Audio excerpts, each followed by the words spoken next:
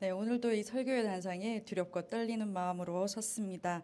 이 거룩한 단상에서 하나님의 생명의 말씀이 선포되어 저와 여러분이 함께 생명의 길로 걸어가는 삶이 되기를 간절히 축원합니다. 가인과 아벨의 제사에 대해서 살펴볼 텐데요. 간단하게 이 본문에서 표면적으로 깨닫게 되는 것은 하나님이 받으시도록 가인처럼 예배드리지 말고 아벨처럼 예배드리자 이것입니다. 근데 가인은 어떻게 예배드렸길래 하나님이 받지 않으셨는지에 대해서도 궁금한데요. 3절에서 5절까지 함께 같이 읽어보겠습니다. 세월이 지난 후에 가인은 땅의 소산으로 제물을 삼아 여호와께 드렸고 아벨은 자기도 양의 새끼와 그 기름으로 드렸더니 여호와께서 아벨과 그의 제물은 받으셨으나 가인과 그의 제물은 받지 아니하신지라. 가인이 몹시 분하여 안색이 변하니. 네. 오늘 함께 읽은 본문에서는 하나님께서 가인의 제물을 받지 않으신 이유를 찾을 수가 없습니다. 여러분은 찾으셨습니까? 네, 그렇습니다. 이 본문에서는 하나님께서 가인의 제물을 받지 않으신 이유에 대해서 저희가 찾을 수가 없습니다. 오래전 제가 청년의 시절에 선교단체 집회에서 말씀을 전하시는 평신도 선교사님의 설교를 이 본문을 통해서 들었었는데요. 그때 이분이 말씀하시기를 하나님이 창조하신 그 동산에서 하나님께 창조하신 그 동물들 잡아먹고 물고기도 잡아먹고 과일도 따먹고 그렇게 살면 되는데 괜히 농사 지어가지고 그렇게 해서 하나님이 안 받으셨다. 하나님이 그런데 아벨은 하나님이 창조하신 양을 잘 보살피고 또 그 중에 가장 좋은 제물 드려서 하나님이 기쁘게 받으셨다. 이렇게 말씀을 하시는 거예요. 그 당시에 저는 아무것도 몰랐던 성도였던 터여서 아 그렇구나. 괜히 그 가인은 굳이 농사를 지어가지고 먹을 거 많은데 괜히 혼자 수고 다 하고 하나님께 드려도 칭찬도 못 받고 왜 그랬을까? 아벨은 양들이랑 같이 먹고 놀고 그 중에 한 마리 드리고 하나님께 칭찬받고 이렇게 편하게 살면 될 것을 뭐 이렇게 생각을 했었어요. 근데 하지만 이 말씀은 그렇게 해석이 되면 안 되는 것은 바로 앞 창세기 3장 22절에서 이렇게 말씀하고 있습니다. 여호와 하나님이 에덴 동산에서 그를 내보내어 그의 근원이 된 땅을 갈게 하시니라. 네. 아담과 하와가 죄로 인하여 에덴 동산에서 쫓겨났고 땅을 갈아 소산을 먹게 되는 삶이 시작되었습니다. 그렇기 때문에 앞서 평신도 선교사님께서 이제 전하신 말씀은 약간 설득력이 떨어지죠. 그리고 아담과 하와는 첫 아들 가인을 낳게 됩니다. 그리고 그들은 비록 죄로 인하여 에덴 동산을 쫓겨왔지만 오늘 본문 첫 시작인 1절에서 이렇게 보여주고 있습니다. 여호와로 말미암아 등남하였다. 여호와로 말미암아 등남하였다.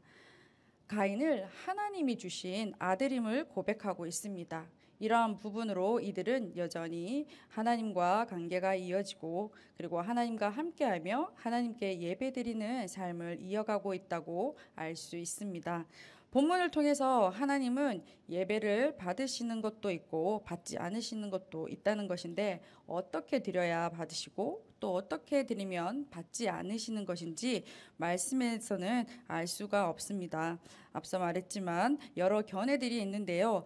아벨은 양의 첫 새끼의 피와 기름의 제사라 하나님이 받으시고 가인은 농산물이라서 안 받으셨다고도 하는 견해들이 있습니다. 하지만 이것은 또한 잘못 오해할 수 있는 해석이 될 수 있는 것은 레위기에서 하나님은 곡식으로도 제물을 드릴 수 있도록 허락하셨기 때문입니다.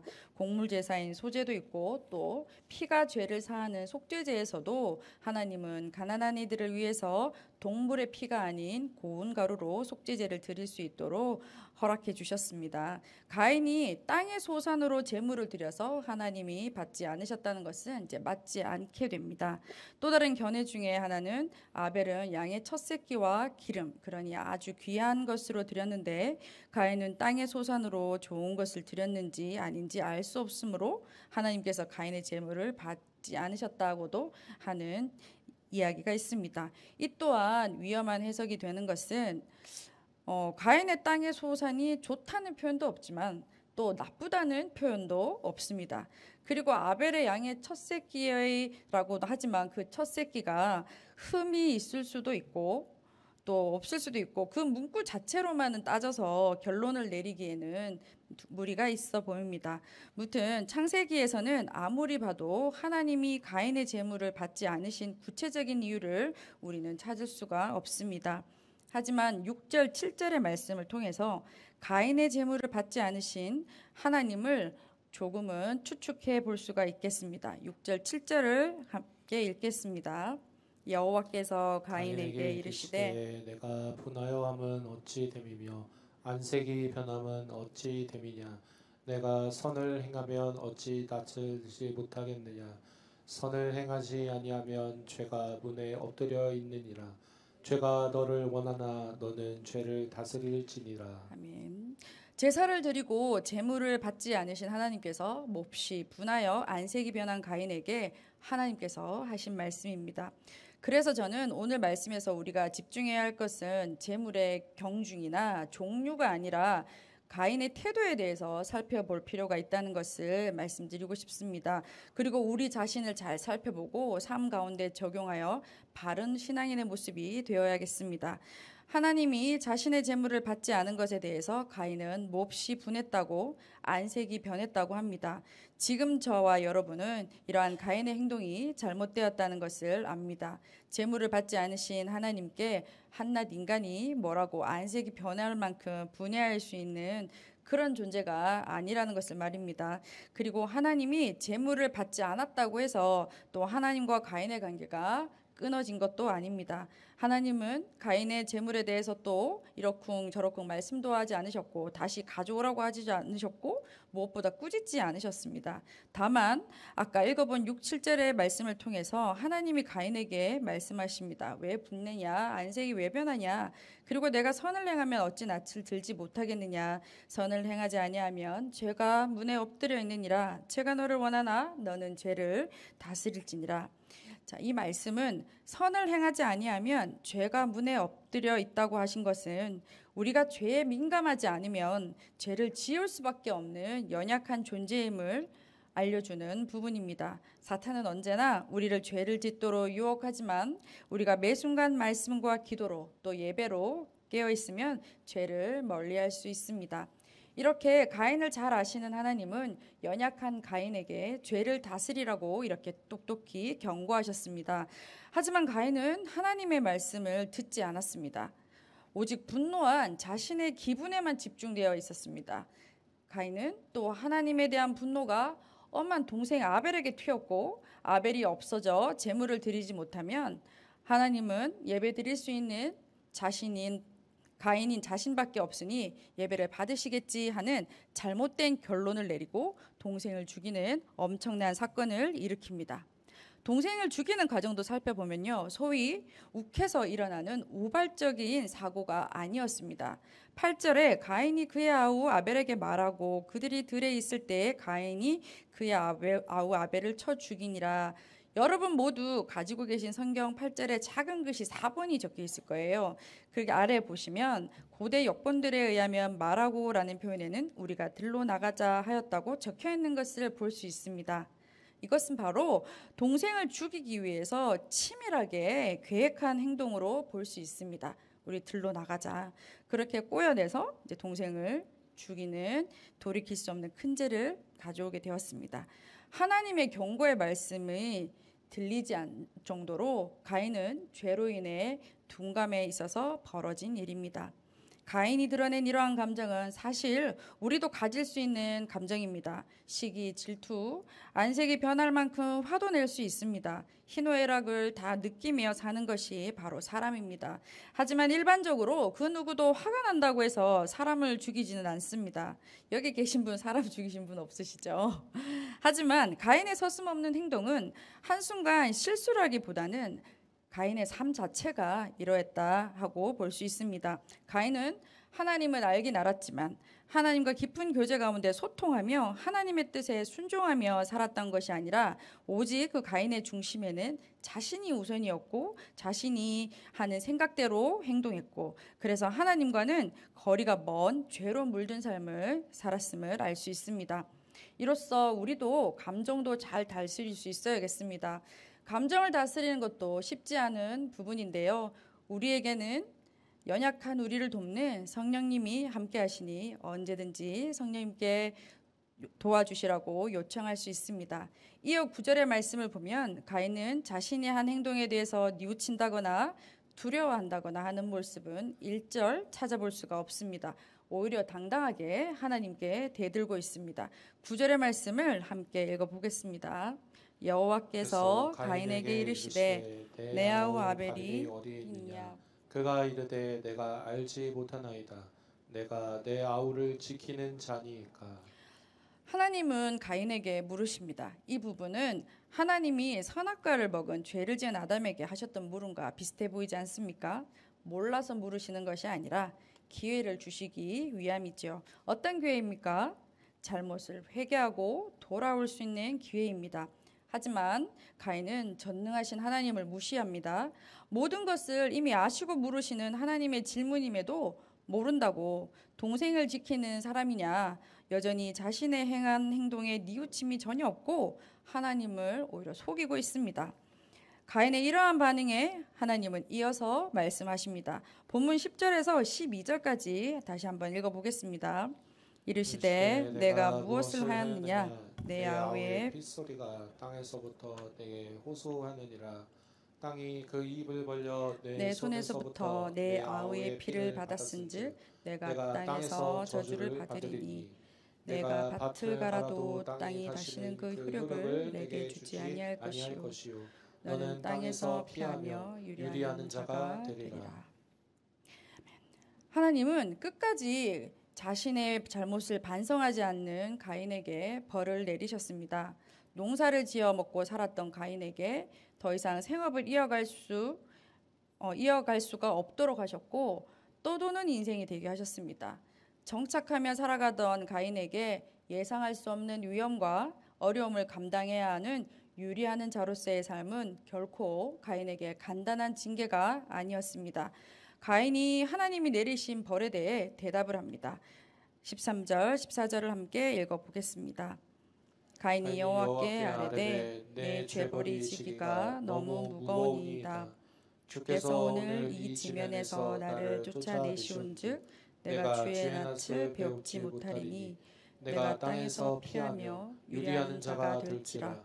무릇 나를 만나는 자마다 나를 죽이겠나이다. 아멘. 가인이 어떻게 말하고 있습니까? 너무 무겁다고 말하고 있습니다. 오늘날 우리가 생각하면 동생을 죽이는 끔찍한 일을 저질러 놓고 몸 어디 하나 부러뜨려 놔도 모자라는데 하나님이 살려두는 것만으로도 감사하지 어떻게 저렇게 뻔뻔하게 대답을 할 수 있을까라고 생각할 수도 있습니다. 그러나 하나님의 보호를 받으며 이제껏 살아왔던 가인이, 정착하며 살아왔던 가인이, 안정적인 삶을 살아왔던 가인에게는 더 이상 하나님의 보호하심이 없고 어떻게 살아야 할지도 모르는 막막한 가운데 매 순간 죽음의 공포까지 느끼며 살아야 한다는 것은 너무나 끔찍한 일이었습니다. 이제야 내가 정말 잘못을 했구나 하며 느끼는 순간이 아니었을까 싶기도 합니다. 마지막 15절을 함께 읽겠습니다. 여호와께서 그에게 이르시되 그렇지 아니하다. 가인을 죽이는 자는 벌을 7배나 받으리라 하시고 가인에게 표를 주사 그를 만나는 모든 사람에게서 죽임을 면하게 하시리라. 아멘. 하나님은 가인을 죽음으로부터 지켜주시는 약속을 하셨습니다. 하나님은 가인에게 죄에 대한 징계를 내리셨지만 여전히 가인을 사랑하시고 지켜주시고 있음을 알 수 있습니다. 이제 말씀을 정리하며 가인의 제사와 아벨의 제사의 차이점은 무엇인지 알아야겠습니다. 본문 말씀에서는 알 수 없었던 이들의 제사는 신약성경 히브리서에서 찾을 수가 있습니다. 히브리서 11장 4절을 함께 보고 읽어보겠습니다. 믿음으로 아벨은 가인보다 더 나은 제사를 하나님께 드림으로 의로운 자라 하시는 증거를 얻었으니 하나님이 그 예물에 대하여 증언하심이라. 그가 죽었으나 그 믿음으로써 지금도 말하느니라. 아멘. 네, 제가 저기 빨간색으로 믿음으로 크게 확대해서 적어 놓았는데요. 오늘 창세기 본문에서 하나님은 아벨의 제물을 받으셨다는데 왜 무엇 때문에 받으셨는지는 나와 있지 않아서 알 수가 없었지만 여기 히브리서 방금 읽은 9절에서 믿음으로 아벨은 가인보다 더 나은 제사를 하나님께 드렸다고 합니다. 그리고 아벨은 의로운 자로 증거를 얻었다고 합니다. 믿음으로 제사를 드렸기 때문에 하나님이 받으셨습니다. 그럼 믿음으로 드렸다는 게 무엇인지 우리는 알아봐야 합니다. 오늘 본문 4절과 5절을 다시 한번 살펴보겠습니다. 화면을 봐주시면 4절과 5절에 빨갛게 되어 있는 글씨를 한번 보시면 아벨과 그의 제물은 받으셨으나 아래 가인과 그의 제물은 받지 아니하신지라. 이렇게 대등한 구절로 되어 있는데 아벨과 그의 제물, 가인과 그의 제물만을 말하고 있는 것이 아니라 제사를 드리는 사람도 같이 언급하고 있습니다. 히브리서에서는 믿음으로 아벨이 제사를 드렸기 때문에 하나님이 받으셨습니다. 하지만 반대로 가인은 믿음 없이 제사를 드려서 하나님이 받지 않으셨다는 말이 되는데 믿음이 없다는 것은 제사를 드리고 난 이후에 가인의 모습에서 우리가 찾을 수가 있습니다. 가인이 제사를 드리고 어땠습니까? 하나님 앞에서 겸손하지 않았고 정직하지 않았습니다. 다시 말해서 가인은 정직하지 않고 겸손하지 않은 모습으로 하나님께 제사를 드렸습니다. 그러니 하나님께서 받으실 리가 없겠지요. 그런데도 제사를 드린 후 가인은 받지 않으신 하나님 앞에서 자신을 돌아보고 점검하고 다시 새롭게 하는 것이 아니라 몹시 분하여 안색이 변하기까지 했습니다. 이로써 우리가 알 수 있는 것은 가인의 평소 모습이 아까도 말씀드렸듯이 자신이 우선되고 자신의 감정이 먼저고 분노의 감정을 삭히는 것이 아니라 오히려 동생인 아벨을 들에 불러내기까지 해서 죽여버리는 극단적인 행동을 거침없이 하는 가인의 모습에서 가인은 하나님의 뜻대로 사는 것이 아니라 자신의 뜻대로 살고 있는 삶의 태도를 알 수 있습니다. 우리는 예배를 어떻게 드려야 합니까? 예배의 부름에 항상 나오는 성경 구절입니다. 요한복음 4장 24절의 말씀입니다. 같이 읽겠습니다. 하나님은 영이시니 예배하는 자가 영과 진리로 예배할지니라. 아멘. 예배하는 우리는 영과 진리로 예배해야 합니다. 이것이 바로 나의 삶과 믿음으로 드리는 예배여야 합니다.